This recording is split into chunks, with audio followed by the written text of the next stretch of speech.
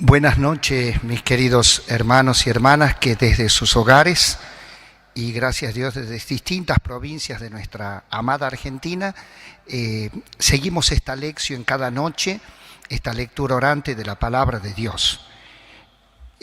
Solamente desearía, antes de entrar propiamente en la lectura y en la oración con la palabra de Dios, recordar que este método que nosotros estamos utilizando, aprendiendo, en muchos casos profundizando, es un método monacal sistematizado en la Edad Media, en el siglo XII, por el monje Guigo, en 4 pasos: la lectura, la meditación, la oración y la contemplación.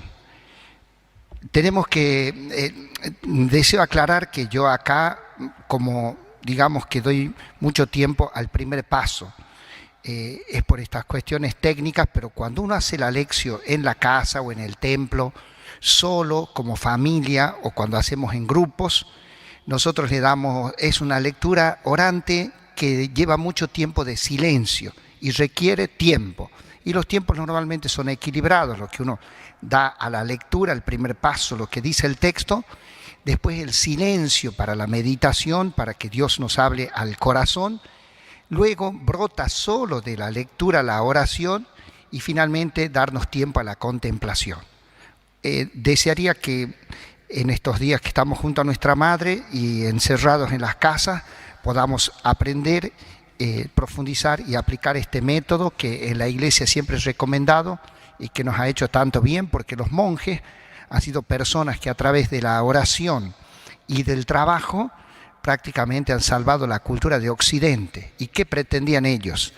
Pretendían buscar a Dios. Y en esa búsqueda de Dios, ¿qué tenían? El texto y la música. Por eso cantaban toda la liturgia. Nosotros en las redes sociales en este momento hay muchos cantores, artistas que nos sostienen en la esperanza, en el ánimo, y nosotros desde la palabra desearíamos que en cada hogar esté esta presencia de Dios. En el nombre del Padre, y del Hijo, y del Espíritu Santo. Siempre debemos invocar el Espíritu para que mediante el Espíritu del Señor penetremos en el misterio de la Escritura, o todo lo que hay detrás de la letra y que Dios nos quiere transmitir. Ven, Espíritu Santo, llena los corazones de tus fieles, enciende en ellos el fuego de tu amor. Envíanos, Señor, tu Espíritu para darnos nueva vida y renovarás la faz de la tierra.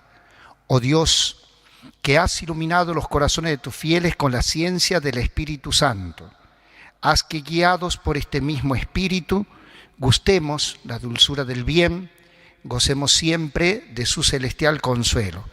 Por Jesucristo nuestro Señor. En el día de hoy vamos a leer, meditar y rezar con el texto de Lucas, capítulo 1, versículos 39 al 56. Y digo, mientras ustedes buscan en sus casas, y también busquen el segundo libro de Samuel, capítulo 6, versículos 1 al 23. Pero vamos con el texto de Lucas.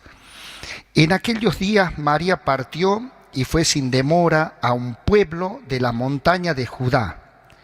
Entró en la casa de Zacarías y saludó a Isabel. Apenas esto oyó el saludo de María, el niño saltó de alegría en su seno.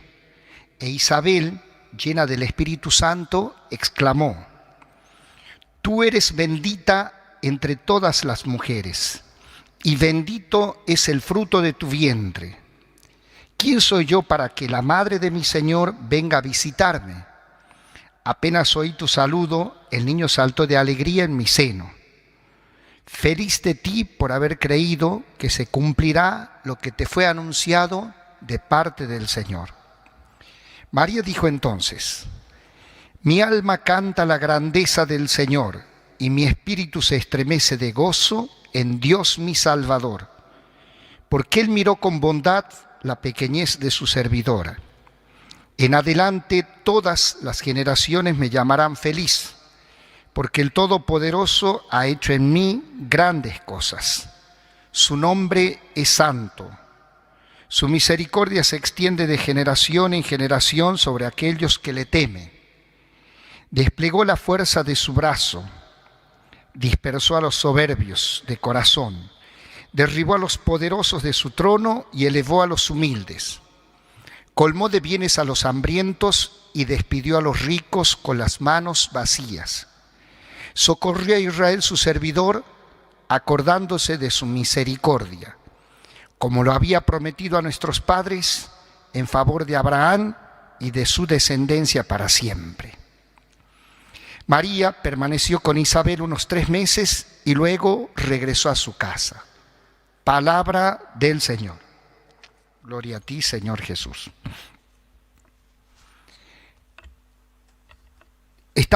Desearía mostrar otro instrumental técnico, científico, para hacer el abordaje de la palabra de Dios. Los especialistas, los biblistas, trabajamos con este texto griego que tiene a pie de página un aparato crítico. Tiene un montón de signos y siglas chiquititas que son los distintos manuscritos, como la Biblia ha sido transmitida durante siglos, hasta la época de la imprenta, siglo XV, ha sido transmitida por copias manuscritas, había variantes.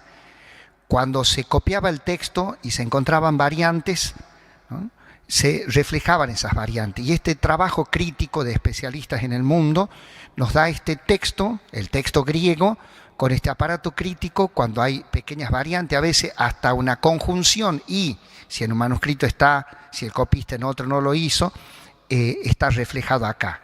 Esto digo para que vean ustedes con qué seriedad la Iglesia, también la comunidad judía, nos han transmitido el texto bíblico.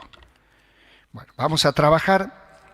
Ahora recordamos, estamos en el Nuevo Testamento, la segunda parte de la Biblia y de la Biblia cristiana. Tenemos 27 libros. De esos 27 tenemos los 4 evangelios que son los más importantes. Bueno, todos los libros son importantes, pero digo, para formar al creyente en la persona de Jesucristo. Estamos en la obra de Lucas, que tiene el evangelio además de los hechos. Y en Lucas, que junto a Mateo hablan de la infancia de Jesús, tenemos que considerar este pasaje que hemos leído nosotros, capítulo 1, versículos 39 al 56, que nos encontramos al comienzo del Evangelio. Ojeen ustedes sus Biblias y van a ver que en el capítulo 1 tenemos 1 del 1 al 4, es el prólogo con el cual Lucas, que es un experto, introduce su obra, su escrito. Luego comienza el texto propiamente tal con la narración del anuncio del nacimiento de Juan el Bautista a Zacarías en el templo. Esto va hasta el versículo 25. Ahí en el 26, el mismo ángel se traslada a Nazaret y le hace el anuncio a la Virgen. Y ahora nos encontramos así como en una escena bisagra, porque es el encuentro de la madre de Jesús con la madre de Juan el Bautista, de las dos mujeres. Viene el himno de la Virgen, que ya lo vamos a comentar, pero sobre todo lo vamos a rezar, y luego ustedes sigan viendo en sus Biblias. Después después de este encuentro, la Virgen vuelve a Nazaret, viene el nacimiento de Juan el Bautista y la circuncisión, el cántico de Zacarías, y luego en el capítulo 2, el nacimiento de Jesús, la circuncisión de Jesús, y finalmente después Jesús, que nosotros decimos está en Jerusalén, perdido y hallado en el templo. Esto es los 2 capítulos. En este primer capítulo está esta escena así bisagra del encuentro de las dos madres, la que acabamos de leer. Para entenderla mejor, nosotros deberíamos leer, acá no tenemos tanto tiempo en esta cuestión mediática, pero yo les pido que lean después tranquilos en sus hogares, segundo libro de Samuel, capítulo 6, versículos 1 al 23. Segundo libro de Samuel, capítulo 6, versículos 1 al 23. Allí, lo voy a contar brevemente, hay que leerlo todo el capítulo. En ese capítulo del libro de Samuel, que pertenece en la Biblia hebrea a la segunda, a la colección de los profetas anteriores que le llaman, este libro cuenta cuando David va a recuperar, ya está en el trono, va a recuperar el arca de la alianza que ya la habían devuelto los filisteos, la va a traer de la casa de Obededón y la quiere trasladar, la traslada hacia Jerusalén con toda una gran procesión gozosa, porque él dice: como yo tengo una casa, como yo tengo un palacio y quiere esta protección de Dios, trae. Después va a tener esa genialidad de querer hacer el templo para depositar el arca. Y allí viene lo que contábamos, la profecía de Natán, segundo libro de Samuel. Hablamos en el 6, está este traslado. En el 7 está la escena de la profecía que alguien de su casa va a reinar para siempre. Bueno, con este trasfondo va a narrar Lucas, porque recuerden, son escritores, parte de un pueblo, de una cultura, de una comunidad, y todo el trasfondo de ellos es el Antiguo Testamento. Y con este Antiguo Testamento, que son judíos creyentes, que saben que Dios tiene que cumplir la Escritura, van a plasmar este relato de los orígenes de Jesús. Nosotros hablamos de infancia de Jesús. Digo que esto hay que leerlo con atención, porque no hay en esto palabras al acaso. Cada palabra está sopesada, se ha predicado primero mucho tiempo y después se ha puesto por escrito. Y al ponerse por escrito se han considerado las palabras, y nosotros lo que tenemos es el texto para llegar al mensaje que el Señor nos quiere dar. Entonces, con este trasfondo que habla del arca, hablábamos ayer, el arca aparece en el libro del Éxodo, capítulo 25, la orden de cómo había que hacer el arca. En el capítulo 40, cuando Dios viene a la carpa del encuentro, donde está el arca, y desciende en la nube. Contábamos ayer cuando hablábamos del verbo episquiase, que es cubrir con la sombra, la presencia de Dios. ¿Y qué tenía el arca? El arca era un anda, tenía las 2 tablas de la ley. Las tablas de la ley eran el testimonio del pacto de Dios con su pueblo y las leyes que había que cumplir para conservar y vivir el pacto con Dios, la alianza con Dios. Esto era sagrado. Tan es así que todo el libro de los Números va a contar cuando los acompaña en el desierto. Primer libro de Samuel, las vicisitudes, cuando ellos después pierden el arca en la guerra con los filisteos, cómo los filisteos la devuelven. Y después en el libro de Reyes va a contar cuando Salomón hace el templo, cómo introduce el arca en la parte más sagrada del templo. En la guerra con el pueblo con los caldeos, en la deportación, 586 a.C., en la destrucción del templo, allí se perdió el arca. Bueno, cuando hablemos del libro del Apocalipsis, hay un texto interesante en el capítulo 11, casi al final, que habla de la presencia del arca en el cielo. El libro de los Macabeos, también el segundo, habla que el arca fue escondida, dice el libro de los Macabeos, en la montaña santa, en el monte Sinaí, y que Jeremías ocultó esa gruta, por eso nunca se la encontró después.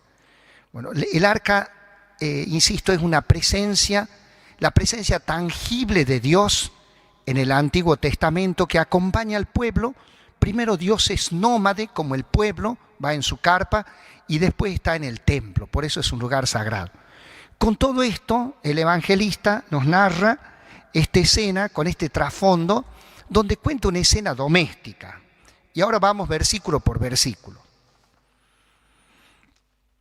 Sigan ustedes en la Biblia. Dice: en aquellos días, o sea, un tiempo un poco indeterminado, en aquellos días María partió y fue sin demora a un pueblo de la montaña de Judá. Dice, fíjense, usa partió, espudé, una palabra que se traduce sin demora, prontamente.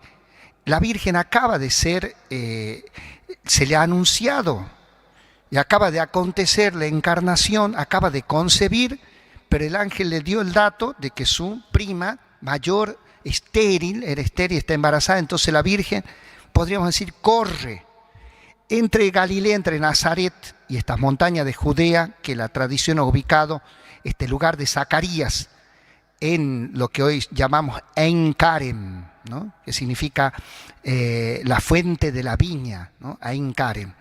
Bueno, entre las dos localidades hay como 100 kilómetros, ¿no? Era un recorrido considerable. La Virgen se va a asistir y dice sin demora. Este detalle va a ser muy importante para tener en cuenta la hora del servicio. Dice, entró en la casa de Zacarías y saludó a Isabel. Dice, oikos Zacarías. Fíjense que este término de casa, si ustedes ven con atención, van a Lucas 1:27, cuando lo presenta José, dice, nuestra Biblia traduce la familia, pero dice, de la casa de David. Cuando en el segundo libro de Samuel, capítulo 7, se habla de la casa que David quiere construirle a Dios y que Dios le construye una casa, va a ser un juego de palabras. En hebreo se dice Bayit o Bet, ¿no? Por eso, por ejemplo, Betel, donde está el santuario de Dios, significa casa de Dios. Betlehem, casa del pan. Betfaget. Entonces, acá con este trasfondo, digamos, de la casa, la Biblia griega tradujo bet por oikos.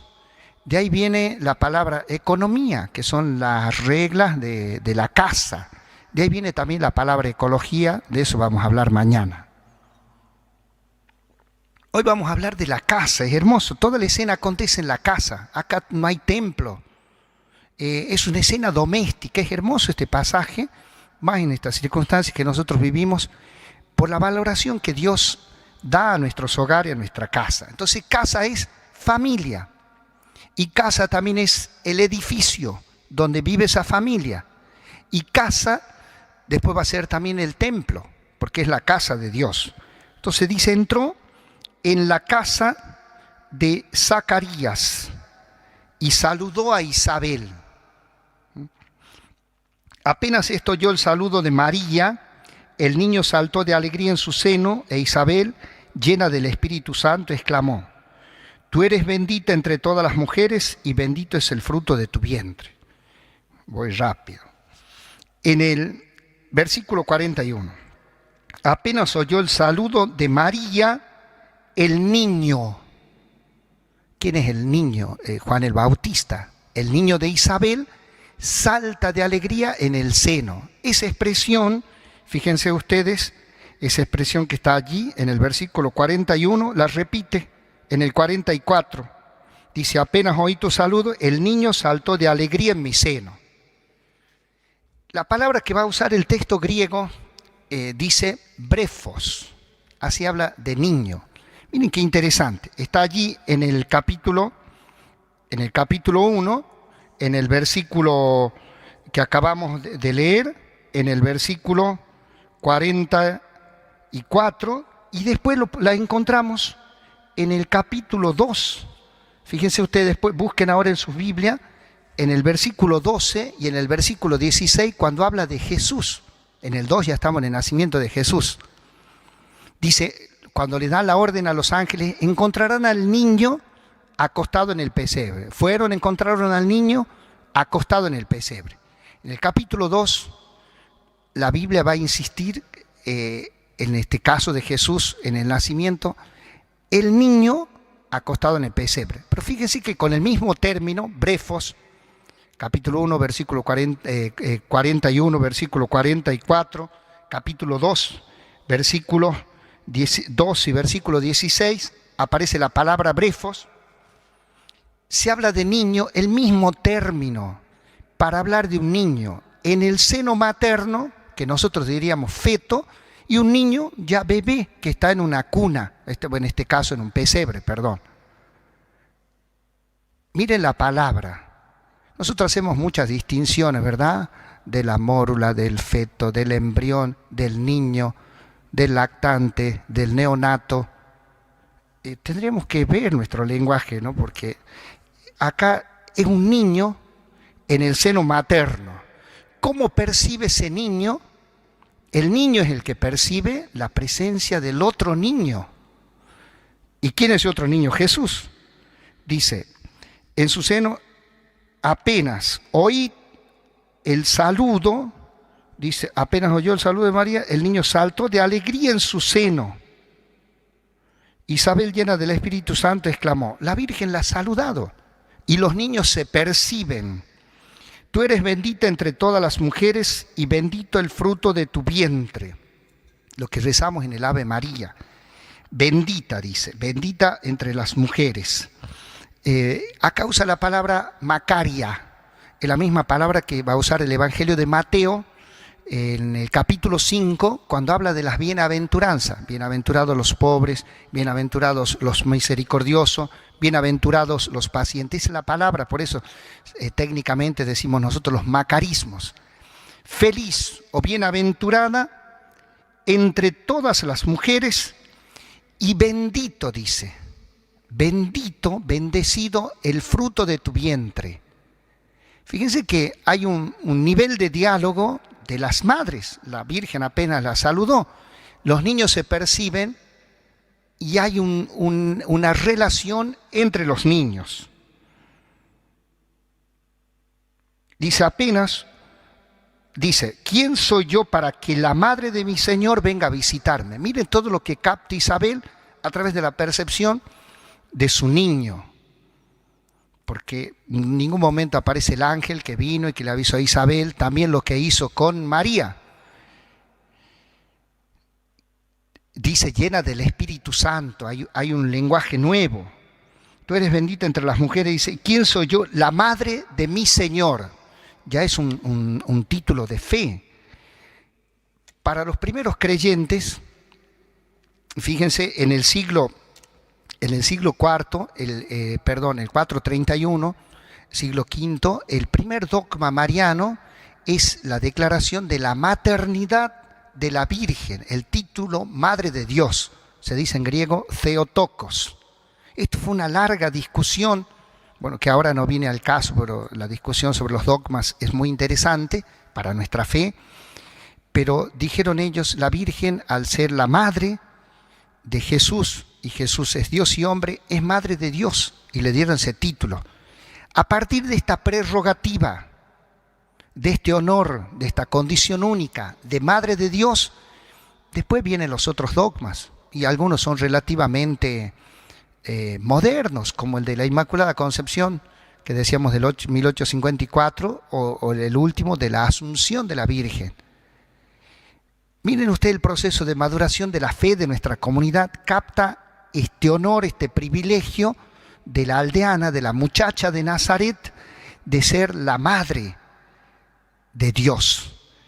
Esto lo percibe, dice, la madre de mi Señor venga a visitarme. Insiste, apenas oí tu saludo, el niño saltó de alegría en mi seno. Cuando en la Biblia se repite, y cuando esta insistencia está en el texto, es porque hay un mensaje que se insiste. Es como en el lenguaje nuestro. Cuando nos dicen los educadores, cuando nos dicen nuestros padres, cuando nos tienen que repetir, por algo es, ¿verdad? O porque es importante, o porque no hicimos caso. Dice, el niño saltó de alegría en mi seno.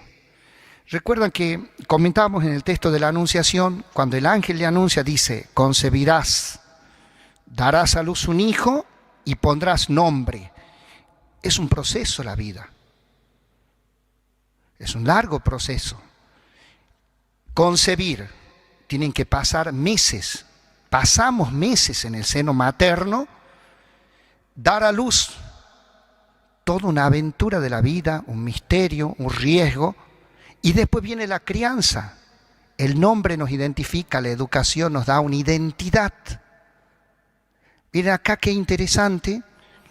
Ellos en aquella época, hace 2000 años, no tenían los conocimientos que nosotros tenemos, científicos, neurológicos, psicológicos.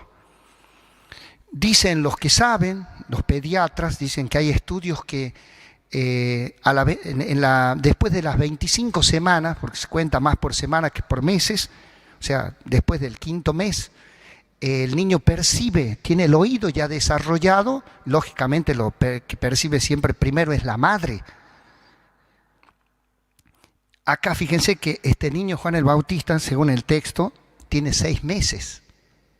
Puede percibir perfectamente. a través de Isabel, y el texto dice, sin haber tenido estos conocimientos, apenas oyó el saludo de María, el niño saltó de alegría y se comunica con el otro niño. Y los niños, sin hablar, en un lenguaje propio, son reveladores del misterio de Dios. Esto es genial. Para la valoración de la vida en el seno materno. Es increíble realmente que nosotros en la Argentina ahora estamos muy preocupados, gracias a Dios, por la vida y especialmente de los ancianos, porque el coronavirus es más peligroso para ellos, dicen los entendidos, ¿no? Y que los cuidamos, y que muchos nos cuidamos por cuidar a nuestros padres, a nuestros abuelos, y eso está muy bien, la preocupación por los otros. Pero es increíble que hasta hace unos meses estábamos pensando qué íbamos a hacer con los niños en el seno materno. El texto griego da el mismo nombre. Y esto sería interesante porque a veces cuando uno quiere ocultar una realidad, el lenguaje es peligroso. En los campos de concentración no les decían, no los llamaban por el nombre, usaban eufemismos, usaban otras cosas, o como dicen los maleantes, ahí está el paquete, para decirle a una persona que un sicario va a eliminar. ¿Por qué nosotros hacemos tantas distinciones y cuando la ciencia ha demostrado la vida desde la concepción, la vida humana? Y acá estamos hablando, fíjense, la Biblia habla de este encuentro en una casa de dos embarazadas. En Ein Karem, actualmente se conservan, es una comunidad judía, ¿no?, que vive ahí, un lugar muy precioso en la montaña, y allí en Ein Karem hay un templo, abajo en la parte es un valle precioso, también tienen allí un hospital, el pueblo israelí, el Hadasha, que es un hospital modélico. Bueno, es un pueblo lindo. Conservamos los cristianos a través de los franciscanos una iglesia que recuerda el nacimiento de Juan el Bautista. Y en la colina una iglesia que guarda la memoria de este encuentro, de esta visitación. Y saben que hay dos estatuas de dos mujeres, dos siluetas de dos mujeres embarazadas, Santa Isabel y nuestra Madre la Virgen. Y después está así en toda una pared, en muchos idiomas, el Magnífica de la Virgen. Miren qué fantástico este encuentro que acontece en un pueblo, dice, de la montaña de Judá, en un vallecito, en una aldea, en una casa con mujeres, con dos mujeres embarazadas y entre los niños. Y termina diciendo Isabel, versículo 45, feliz de ti por haber creído que se cumplirá lo que te fue anunciado de parte del Señor. Esto que decíamos, feliz, bienaventurada por creer. Así termina el Evangelio de Juan. Dichosos, dice Jesús, los que crean sin haber visto, el don de la fe. La fe permite una percepción de la vida distinta. Este don hay que pedirlo a Dios. Y hay que, los que no, tenemos el don, Dios lo da a todos. Hay que cultivarlo y mirar con los ojos de Dios la vida y nuestra vida. Y toda vida, más y aquella que es invisible a nuestros ojos, pero hoy con toda la tecnología que tenemos se la percibe. Y esa vida hay que cuidar, ¿no? Es hermosa la escena y de allí viene el cántico de la Virgen. En el Evangelio de Lucas, en la infancia, hay 3 cánticos. Hoy vamos a rezar con el Magnífica, que ni me animo a comentarlo, prefiero que lo recemos porque es la palabra de nuestra Madre la Virgen, llena de alabanza a Dios, llena de una mirada profunda también de justicia social. Y después está el cántico del papá de Juan el Bautista, de Zacarías, y después el cántico del anciano Simeón. El Evangelio en los comienzos es un reflejo de esta alegría por la presencia de Dios. Decíamos, nosotros como los monjes, ahora más que estamos encerrados, tenemos el texto y tenemos la música para alabar a Dios. Voy a dejar allí para la meditación, para pensar en el misterio de la vida, para serenarnos, para pensar cuántos argentinos y argentinas están en camino y los tenemos que cuidar, y alguno de ellos será un genio, como fue Malbrán, nuestro catamarqueño, que fue tan importante en aquella época, como necesitamos ahora genios para las futuras pandemias de la humanidad, para que haya gente que invierta su inteligencia, su corazón en esta familia humana. Ahora pensamos, segundo paso, ¿qué me dice o qué nos dice? Decíamos que cuando Lucas quiso expresar este traslado de la Virgen, esta escena doméstica que le llamamos visitación, quizás sea más preciso, bueno, de todas maneras así lo llama la tradición, llamar este encuentro de las dos madres con los dos niños en el seno materno todavía.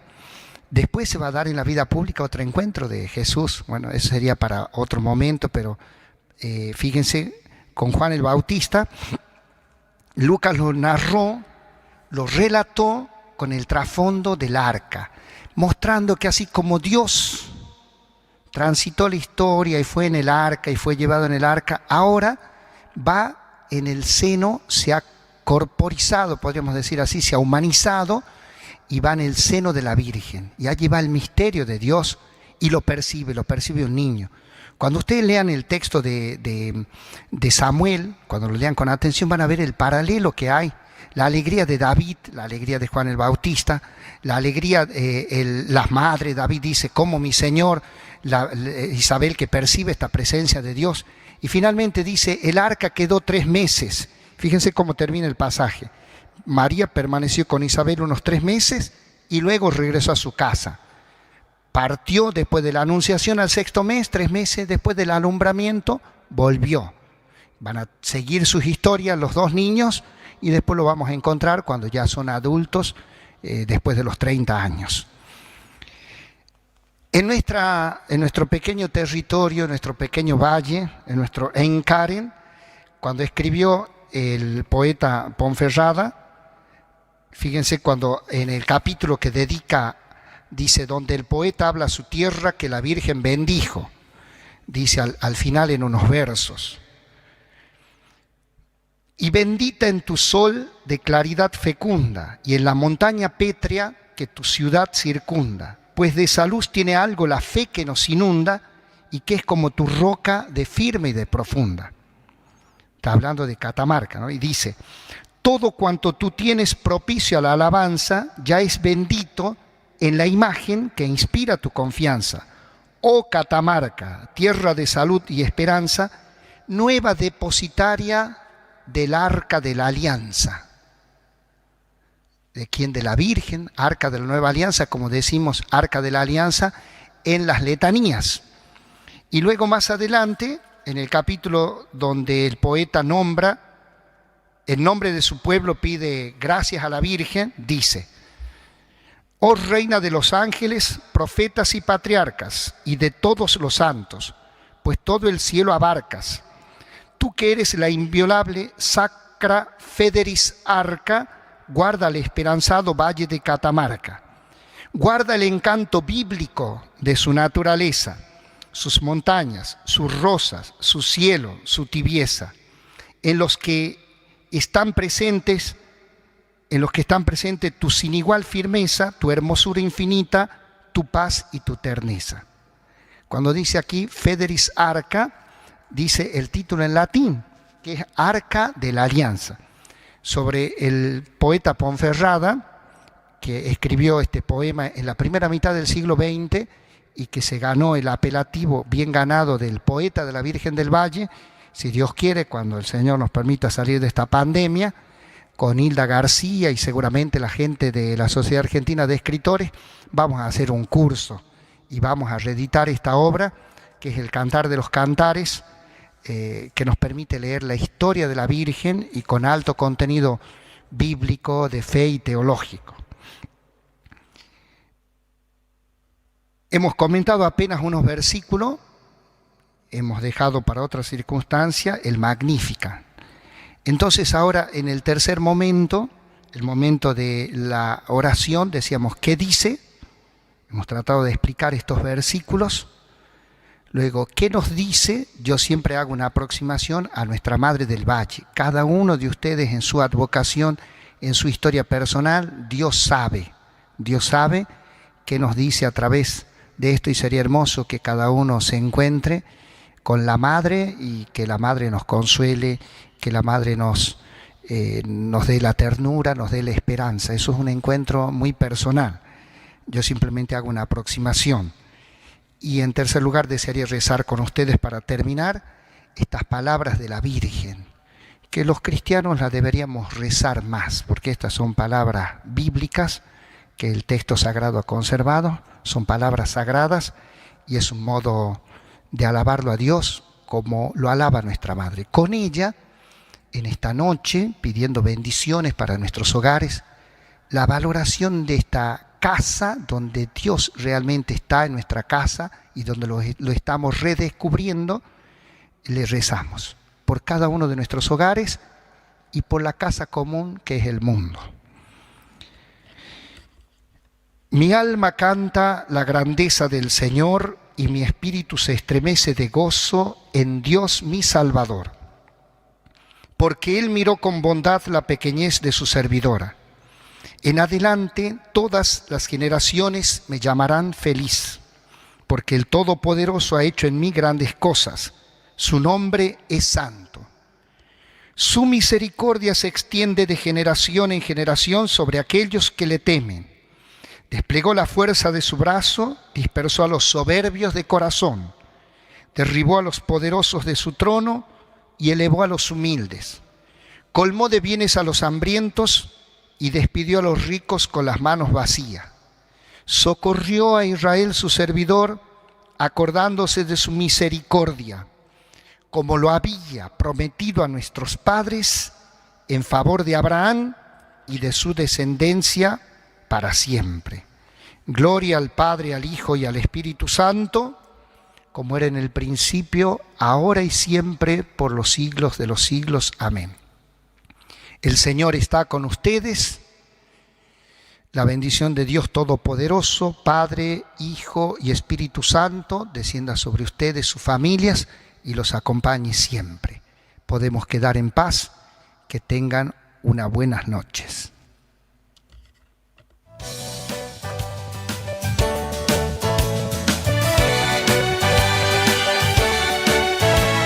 María, mujer buscadora de las huellas que Dios ha dejado, escondidas como un gran tesoro, en lo simple y en lo cotidiano.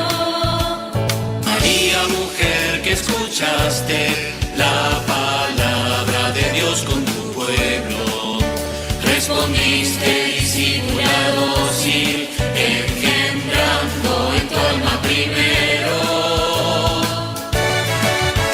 Hoy tus hijos del norte y del sur, peregrinos en esta Argentina, nos unimos pidiéndote, Madre, que nos traigas con Cristo la vida, para que haya más pan y trabajo, para que se fecunde esta tierra, que tengamos tus gestos, María, Madre del pueblo, esperanza nuestra, que tengamos tus gestos, María, Madre del pueblo, esperanza nuestra.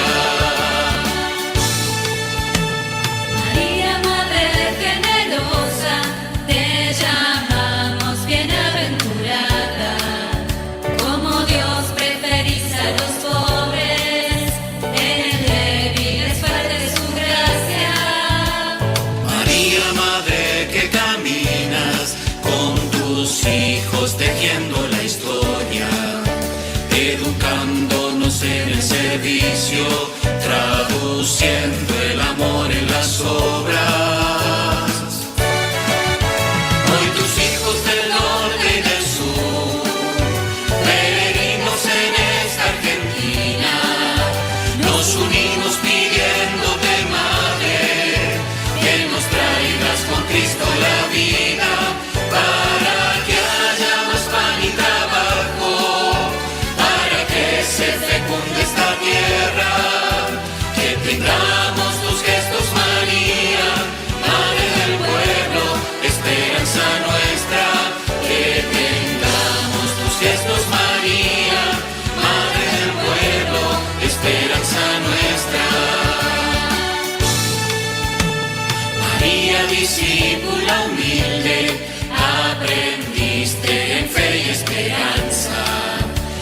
ayúdanos a ser misioneros.